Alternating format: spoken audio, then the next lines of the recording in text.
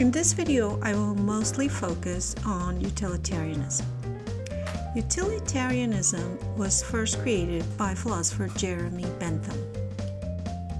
Bentham was born in London and he was from a wealthy family. He was a child prodigy.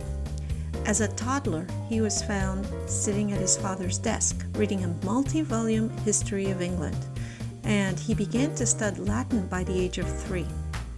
He also learned how to play the violin, and by age 7 he would perform sonatas by Handel during dinner parties at his house. He was sent to Queen's College in Oxford at age 12, and he got his bachelor's degree by age 15. He completed his master's by age 18. He studied law, but he didn't practice as a lawyer. He was dissatisfied with English law and he tried to improve it. Bentham was involved in establishing the first London police force and also created a prison called the Panopticon. The Panopticon was a prison where the guard would be sitting in the middle and he would be able to observe the prisoners in all their cells at all times. Bentham thought that this way the prisoners would behave better and physical punishment would not be necessary. Bentham advocated for individual and economic freedoms, the separation of church and state, freedom of expression, equal rights for women, the right to divorce, decriminalization of homosexual acts, among other things. He was extremely forward-thinking for his time. Bentham was also one of the first proponents of animal rights. He is known for saying that the question is not, can they reason, nor can they talk, but can they suffer? He asked, why should the law refuse its protection to any sensitive being? All of these positions were a result of his utilitarian thinking. When faced with a question, he asked, what is going to bring the greatest amount of happiness to the greatest number? By asking this simple question, he seems to have risen above the prejudice of his time.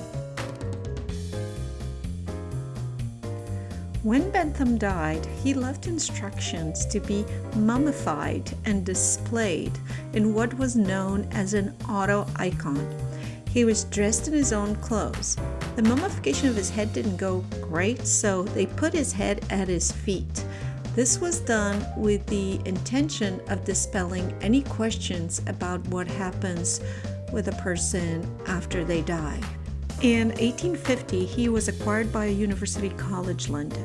I actually attended some classes there, and the way they have him, they put him in different places. So when I was there, he was just in the hallway. They put him in different inconspicuous places. So you just walk around and there's Bentham. It's really funny. But anyway, it turned out that the students used to play pranks with his head. So they would hide his head every year and, for the freshmen and so forth. And so eventually they had to remove the head from the display one year when the students were playing soccer with his head. In the 150th anniversary of University College London in 2013, he was brought to the meeting of the college council and he was listed as present but not voting. This decision by Bentham to be mummified probably represents really well his attitude against superstition and his attitude for practical benefits of policies and so forth, the greatest happiness of the greatest number. All right, but Bentham is not the only utilitarian philosopher. Actually, Bentham had a magazine with John Stuart Mill's father, James Mill, and when John Stuart Mill was born, both Bentham and James Mill decided to turn John Stuart Mill into a utilitarian experiment baby. So we'll learn about John Stuart Mill now. John Stuart Mill was educated by his father, James Mill, and with the help of Jeremy Bentham. They wanted to create sort of an intellectual genius. So by age 3, he was taught Greek. By age 8, he read all of Aesop's fables, Xenophon, Diogenes, and 6 dialogues of Plato. He also read history, English, arithmetic, physics, astronomy. He learned all that stuff. He had several siblings, and he was starting at age 8. I think he started teaching his siblings as well. And he also started learning Latin, algebra, and so forth. And he also composed poetry. He read popular novels as well, such as Don Quixote and Robinson Crusoe.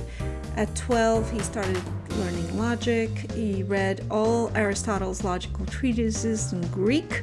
And at 13, he started learning political economy with Adam Smith and David Ricardo, the most important economists at the time. And after 13, he would basically study on his own, and then he would take a walk with his dad in the afternoon and tell him the summaries and the notes of what he had studied. At 14, they sent him to France to spend a year with Jeremy Bentham's brother's family. After all this crazy educational experience, when he turned 20, he became depressed and even considered suicide. And he thought it was only through poetry that he got out of his depression. So that made him give some value to the higher arts, so to speak. Later on, though, his life went pretty well. He was the Lord Director of the University of St. Andrews. He was also Bertrand Russell's godfather, which is interesting. And he also ended up marrying Harriet Taylor Mill. He actually fell in love with her when she was still married to someone else. They had to wait until the husband died because there was no divorce at the time. And then they were together after that and stayed together and worked together. They wrote a book together called The Subjection of Women, which is a really interesting book. And they made a case for equality. They identified 3 major facets of women's lives they felt were hindering them. And they were society and gender construction, education, and marriage. So at the time in marriage, women really lost all their independence. They couldn't do anything legally without the approval of the husband. They had very strict limits to what education they could pursue. And that's interesting that they also mention gender construction and how that hinders the development of women in society. I'm not going to go into that right now, but it's, as you can see, both Bentham and John Stuart Mill were pretty forward-thinking. So that speaks well for utilitarianism, I think. But let's go back to what utilitarianism actually says. Utilitarianism uses the principle of utility. It says that what's good is what increases happiness. Jeremy Bentham said, "It is the greatest happiness of the greatest number that is the measure of right and wrong." It's a pretty simple, basic idea.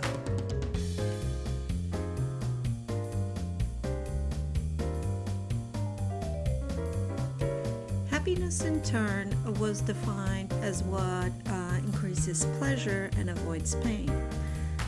Bentham said, "Nature has planted mankind under the governance of 2 surveying masters, pain and pleasure. It is for them alone to point out what we ought to do as well as to determine what we shall do. On the one hand, the standard of right and wrong, and on the other, the chain of causes and effects are fastened to their throne. They govern us in all we do, in all we say, and in all we think." So this is a quote by Jeremy Bentham.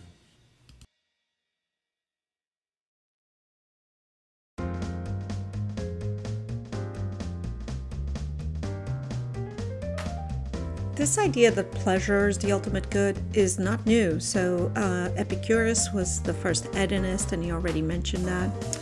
But there's a difference between psychological hedonism and ethical hedonism. So psychological hedonism is the idea that people like pleasure and they don't like pain, and so most of their actions are motivated by this. This is just a description of how people are motivated. Ethical hedonism, however, and this is what utilitarianism proposes, is that we have to take into consideration not only our pain and pleasure, but other people's pain and pleasure.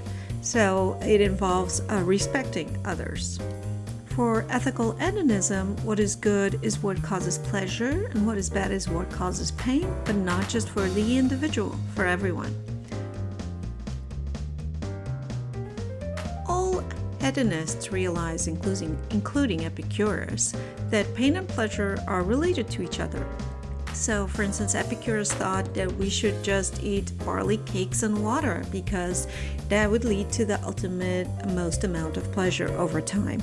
So if you indulge too much, it's going to cause some pain, and therefore, if you're a true hedonist, you want to maximize pleasure over time and you want to minimize pain, so you won't do things that give you pleasure now and will cause pain later.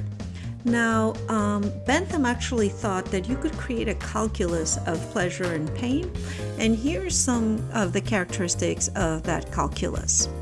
He literally thought that you could just punch this into some sort of calculator. All right, so the first characteristic is intensity. How intense is the pleasure or pain?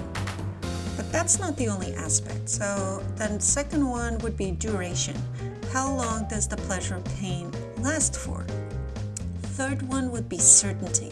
What is the probability that the pleasure or pain will occur? So do we know that we're going to have this pleasure or this pain in the future? So when we're trying to calculate what to do, we would use that too.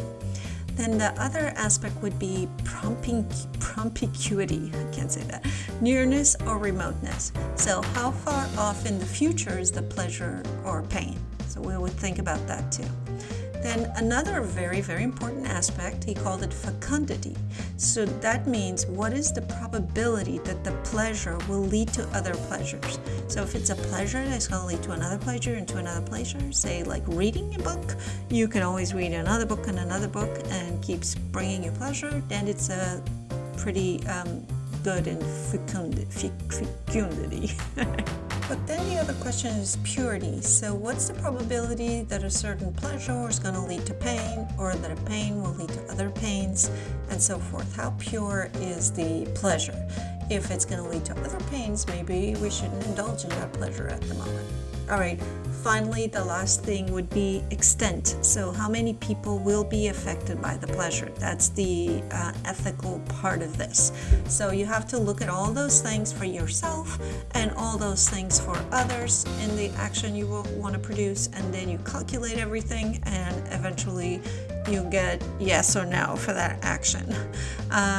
Especially if you're comparing two actions, right? You're comparing one and another, and you see which one's going to provide the biggest happiness of the greatest number, and then you would calculate all that, and you would know. I'm not too sure how he thinks you could calculate all these things, but you get the idea.